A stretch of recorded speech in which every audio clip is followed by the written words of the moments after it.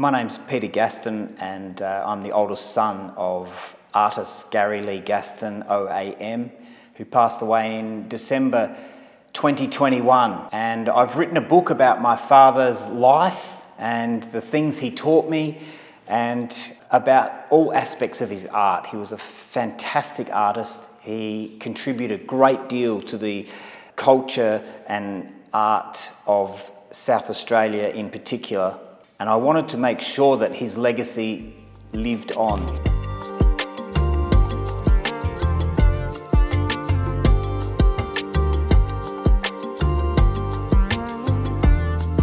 My father, Gary Lee-Gaston, was born in Clare in South Australia's mid-north in May 1938. His family were originally agricultural workers from New South Wales. They moved to Clare, and then during World War II, the whole family moved down to Adelaide, and his father Ted worked in the Holden's factory making munitions during the war. Very working class family. They moved around a lot as well in different housing trust homes. I think Dad went to about 5 schools. Very interesting, very different than today's upbringing. I was talking to his sister just recently and she told me of how they moved to a new suburb. Dad would have only been about 7 years old and his brother Barry would have been 9.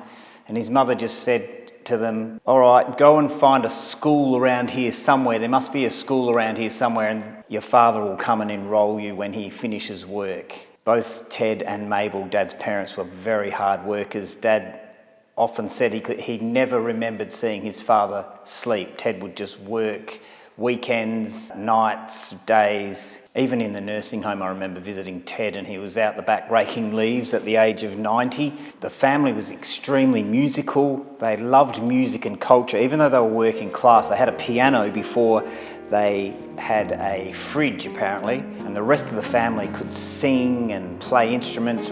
Dad's brother Barry was very gifted with piano, violin. He could play sport. He was very handsome. The only way Dad could come out from under that shadow was through art.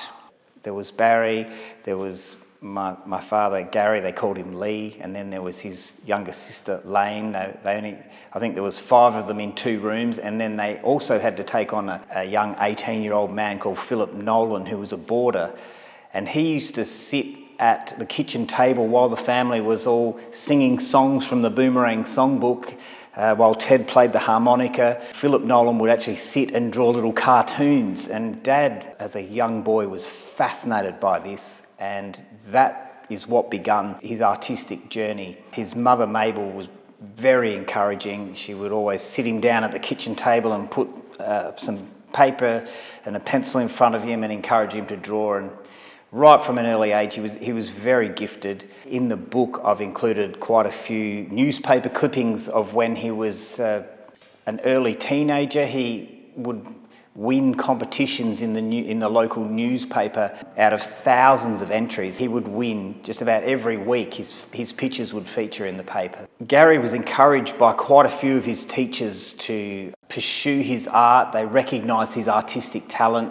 He left school after year 10 at the age of 15. His parents wanted him to get an apprenticeship of some sort, but he was determined to follow something in the artistic field, so he actually got a job as a window dresser and a ticket writer in Miller Anderson's, which was a department store in Hindley Street in Adelaide. So that started off his commercial art. It was the price tags and things like that were handwritten. So he spent hours and hours of mundane ticket writing. Even though he didn't enjoy it very much, it really honed his sign writing and his illustration skills, which he used right throughout his life, and they were a feature of his commercial work. He moved to display craft and Ellis Display and became a sign writer there, and once again the money was very good. All the signs were handwritten in those days. He was making good money. He had a young family. He worked extremely hard. He was inspired by his father's working habits, and so Dad always had an incredible work ethic.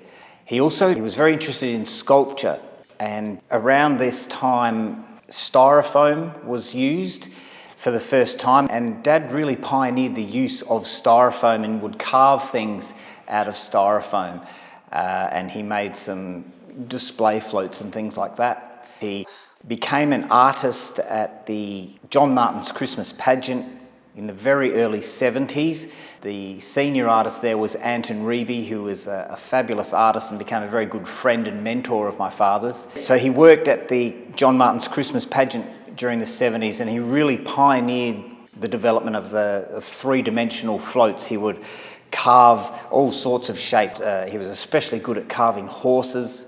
During his career at the Christmas Pageant, which spanned 25 years, he actually designed, produced, carved, painted over 250 floats, and some of them are quite magnificent. There's one, the Trojan horse, that took him 3 weeks to carve. That is a massive float. It was about 5 metres high, that horse.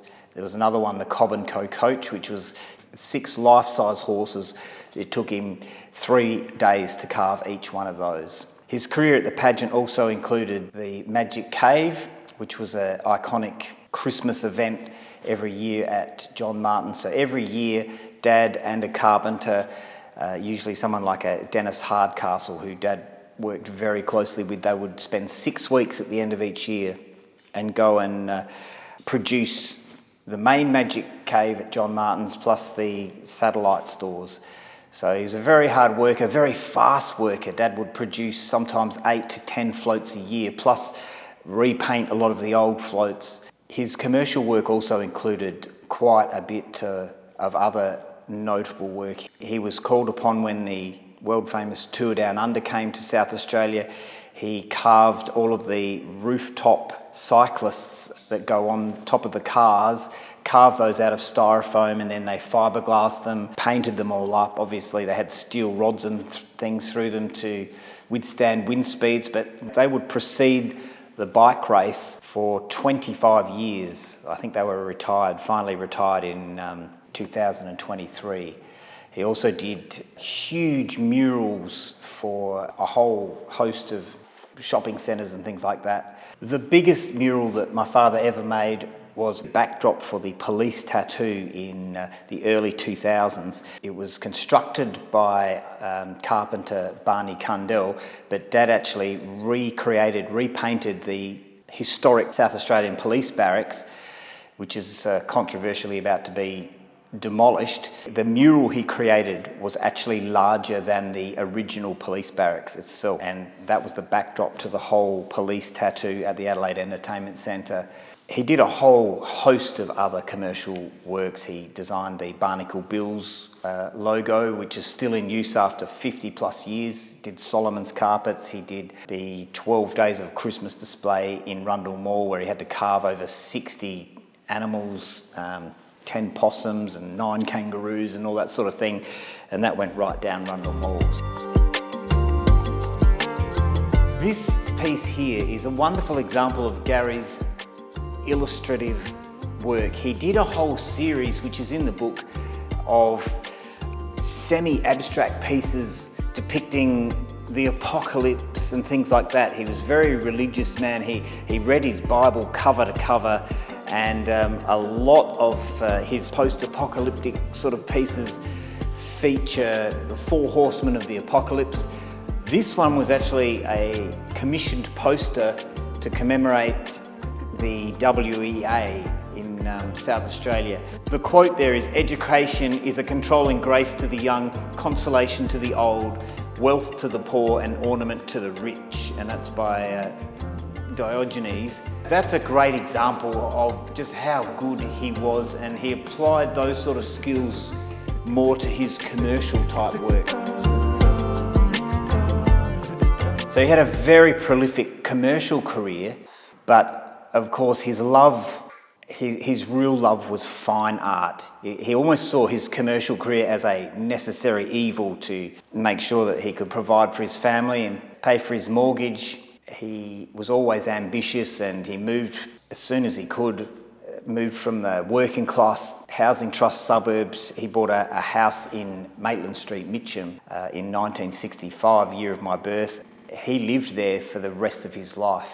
His real love was fine art, and that his journey with that began when a friend of his, Art Vanderbilt, and him went along to the Adelaide Art Society in the late 60s. He saw a lesson given by John C. Goodchild, and he approached John Goodchild, and he became one of Dad's first really good mentors. And that's how Dad's fine art journey began. He painted landscapes, portraits. He was quite prolific. He painted thousands of landscapes during the 70s. He sold a lot. He wasn't very good at cataloguing where they went, but he had many exhibitions, and his work was very popular. Some of his great mentors, John Goodchild, of course, Jackie Hick, Tom Cleghorn, Anton Reeby, as I mentioned. He also came across John Dowie, who's the great South Australian sculptor and artist, and they became very good friends. John Dowie actually taught Dad a lot about sculpture. That also came into his approach to art, especially with his portraiture and his life drawing. He would try and see the shape first. He'd try and draw the silhouette first, and from there he could work inwards and identify all of the main features of a face, for example, and that's how he got some wonderful portrait works. Even though my father was very good at landscapes and was known for his landscapes, I think his portraiture is almost better in some ways. This is a great example of his work. He loved to paint from life, and this is actually me painted in 1971. So as a 6-year-old, you don't have a lot of time before I lose attention. So I must have been watching television or something, but this is an oil sketch. He's probably banged this out in under half an hour, I'd say, and he, as with his other pictures, he has captured a moment, captured a feeling. You can almost look inside someone's soul and see the essence of the subject, and that's why I love his portraiture. Very, very quickly done, but you can see it's resolved to the edges, the beautiful balance between the positive and the negative space. I think he's got me perfectly there.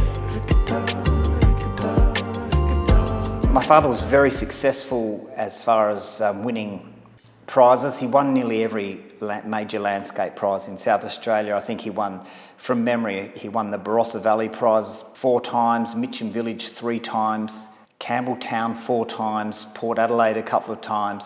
He also took out the major prize in the Victor Harbour art competition, which is South Australia's largest art competition. From that, he won a scholarship to go and study in London, New York and Paris. He did that in the early 80s. From memory, he learned a lot and wrote a lot of poems while he was over there, because he was just travelling on his own. His first marriage ended after 25 years, something he never really recovered from. He was always quite upset, I suppose, about how that ended. But by the time he was travelling in Europe, he was newly married to his wife Julie, and even though he really enjoyed the trip, you can tell from some of his poetry and some of his letters back home that he was really missing Australia. Most of his wonderful landscapes and streetscapes are obviously South Australian. A couple of my favourite paintings were from his overseas trip. He painted a beautiful one of Portloe in Cornwall in England, and he did another one which was one of his absolute favourites of Calais in France. He painted several scenes of this. It's a little village in Cornwall, England called Portloe, and he obviously was very taken by it. He would have done sketches and quick paintings over there and then completed this when he got back to his studio, but it's a beautiful painting. I love it. It's one of my absolute favourites. You're looking down into the village. Looking up close, it's just little blobs of paint, but when you pull back to the required viewing distance, there's some wonderful details there, the little boat coming in, your little fisherman going out onto the wharf there, and then I love the details in the village there. He's just captured the moment perfectly, and he wrote a poem about it when he was there. I'll just read a couple of verses. There the village lay below, painted cottages, old Portloe. The sun upon the sea did glow. There the life did move so slow. Little boats in happy paint, little ladies also quaint, tiny shops with tinkling bells, sloping floors, fresh bread smells, and it goes on. But you can see he was quite taken with this place, and he's come up with a beautiful art. I loved going with my father on his painting trips. In my early teenage years, I would go with him. We'd go with him nearly. My cousin was slightly older than me. My cousin David, we'd often go with my father on weekends, and he could get onto all sorts of rural properties because he was an artist, and while he painted, I would wander around, and it was a different era back then, so I'd wander around with my high-powered air rifle. There was only two rules. If you shot something, you had to eat it, and if you got bitten by a snake, I had to stand still and whistle, and Dad would come and get me. And we had an absolute ball. We'd befriend some of the kids that lived on the properties and ride their motorbikes and things like that. Other trips would be to the Flinders Ranges and right up to places like Orroroo in South Australia's outback. It was a young child's dream. Early teenage years, I would just wander around and shoot at things with my slug gun and throw rocks and explore while Dad painted. That instilled in me a love in the country, and it's very interesting. Dad always talked about moving to the country, but he never did. But my older sister, myself, my younger brother, there's actually 6 children, including 2 stepchildren, but the 3 of us all moved to rural South Australia, and we all have property and land, primarily because we just grew to love the space and the open countryside that Dad portrays so well in his paintings. This scene here of the Murray River is, I think it's a beautiful example of his works. When I look at one of his paintings like this, it's like I'm listening to one of my favourite songs. I think you can see the river that pulls you into the middle distance. You've got those beautiful hills in the far distance. That gives the picture its depth. Something that he was very well known for was his clouds and his skies, and this is a great example. You can see the sun is just emerging from behind the clouds, and the colours he's got there, just absolutely beautiful. Even now, looking at this picture up close, I can see like the colours, the bright blues and the reds in the trunks of the trees, the beautiful colour, the reflections in the water.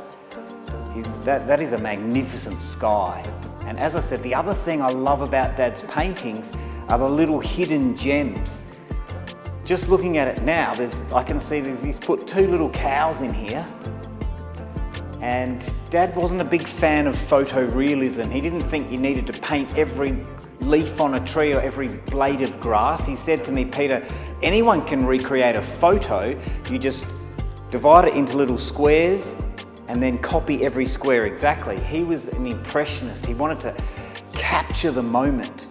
And that's why he loved to paint from life. He really did not like painting from photos unless he absolutely had to, if he was painting a historic person or something like that. But he studied cows. He sketched cows and horses and all sorts of creatures for hours so that he could recreate a cow like this with a minimum of brush strokes. And I think that's a beautiful example of my father's work. Lovely painting. He was also very prolific in his life drawing. He would go to the Adelaide Art Society life drawing classes for decades, Tuesday and Thursday nights, and that's how we inherited over 30,000 nude drawings. He was amazing. He actually had a book published on life drawing. It's called Masterclass, Drawing the Figure from Life, but incredible. The amount of knowledge my father had. He studied art like a a heart surgeon studies anatomy. In fact, he was fond of recounting this tale, but one day he went to the doctor and the doctor said, "Oh, you're an artist. I'm going to be an artist when I retire." To which my father replied, "That's funny, when I retire I'm going to be a doctor." And apparently they both left the consultation feeling somewhat offended. For some people, art is a hobby, and that's fantastic. We all have a right to create, and we all should create. We're creative beings. But for my father, art was an obsession, and he studied it. From the age of 8 years old, he spent hours every day with a paintbrush or a pencil or a sculpting implement in his hand, and he had this insatiable desire to be better and improve and be the best artist he could. He was a great father to me as well. He just taught me so many things. He taught me self-discipline. He taught me to strive to do your absolute best. He taught me to stand up for myself and to pursue excellence. And even though I didn't pursue art, my artistic abilities evaporated in my mid-teenage years when I discovered sport, music and girls. But I still use those principles to this day. I remember one of the movies he loved was The Man of La Mancha. It's a 1972 movie starring Peter O'Toole. He loved that movie. It's great music. It wasn't critically acclaimed, but we actually played the song The Impossible Dream at his funeral because that really encapsulated my father's attitude of just striving to be better. He also taught me to be honest and front up. That was one of his big sayings. If there was a problem, you fronted up, you dealt with it, you didn't run away from your problems. And so he just taught me so many life lessons like that carry on till today. And I actually say in the book, it's not what your parents leave for you, it's what your parents leave in you that counts. And my father left in me some wonderful life lessons. He was a fantastic artist, so versatile. I compare him to a cricketer who is so good that he could play for Australia as a wicket keeper, an off spinner, a leg spinner, a pace bowler and a batsman. He could paint landscapes. He could do portraits. He was commissioned to paint portraits of a South Australian governor, of VIPs, of generals, of headmasters. Obviously, his life drawing was phenomenal. Funny story, I always remember him. He came home from his life drawing classes one day and he said this model was wandering around and looking at all the pictures of her, and she stopped at Dad's easel and she said, "Oh, wow, I wish I could draw like that." To which he replied, "You can. You just have to practice every day for 50 years. And he would have softened the blow with a cheeky wink that he used to give, but he was telling the truth. He practiced and he tried to get better every day. I can remember he'd come home from the pageant, working all day at the pageant. He'd have some tea and he'd either head off to his art group, his life drawing classes, or he would head out to his studio and paint sometimes until the early hours of the morning. So this painting here is called At the Stockade. It was painted in 1973. He gave that to his parents and it hung in their kitchen for many years. I've had it reframed and it's one of my absolute favourites. I think it belongs in the State Gallery. It is just a beautiful piece of Impressionism. It captures the action of man and beast and captures a historic moment perfectly. And it goes together with one of his very best poems, I think. And I'd like to read just a couple of stanzas from it. It's in the book. It's called Eureka. Have you heard about Eureka, Ballarat and Bendigo, where the miners scratched a living in the days of long ago? Let me tell you of Eureka and the miners on the hill, where the traps were always coming and the miners' rights were nil. There was trouble at the diggings over permits and the like. The traps were calling paper from dawn till nigh midnight, because the governor called a bounty on every digger found who didn't have a permit to dig holes in the ground. There was one called Laylaw, a brave young Irish lad who was concerned about injustice and the rights they never had. The bully boys kept pushing the miners harder still, until they called a meeting down by Eureka's hill. They built a little barricade, they made a little flag, made a pledge together, and never thought to lie. Raised the flag, rallied round, said that they would die, but never would they give to a king across the sea who would tolerate injustice and call it liberty. Soldiers marched out in the dawning that fateful December 3, redcoats in full battle dress of the British infantry. And it goes on, but I think it's a wonderful piece of poetry, and I think it's a beautiful painting. Art was definitely an obsession with my father, and that's why he was so incredibly good, and that's why he left such a wonderful legacy and made such a difference to art and culture in South Australia. And one thing he was very proud of was being awarded an Order of Australia medal in, I believe it was 1995, and that was for his services to art and to the community. In my book, it was very well deserved. He was a wonderful artist. There's a lot that goes into his art. 3 reasons I love his art. Number 1, it's quite technical. He wasn't just an impressionist.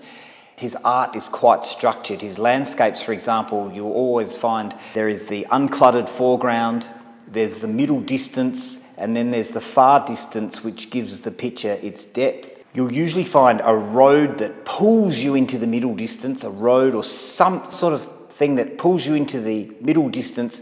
That's where you'll find the main interest points. You'll find the primary interest point, the secondary and the subsequent interest points. It might be a cow or a person or something that's quite prominent, and then he really makes the viewer look to find the little gems in his pictures, which is the second thing I love about his art. There's always some little hidden gems. Sometimes I'll look at my paintings, the paintings of his on my walls, and after months I'll suddenly notice something different. It might be an animal or a person or a wisp of smoke in the hills, but it's quite delightful. I get the same feeling looking at my father's art as I do when I listen to a beautiful song. That is the third thing that I love about my father's art, and that's really what he was about.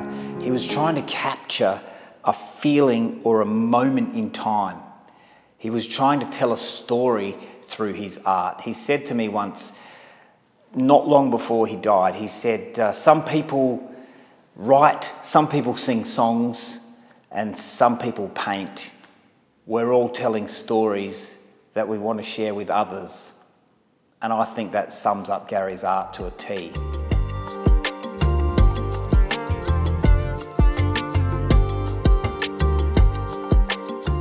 So many artists have their work just stored away in dark, musty rooms, and they tend to be forgotten, and I didn't want that to happen to my father. He was just too important and too good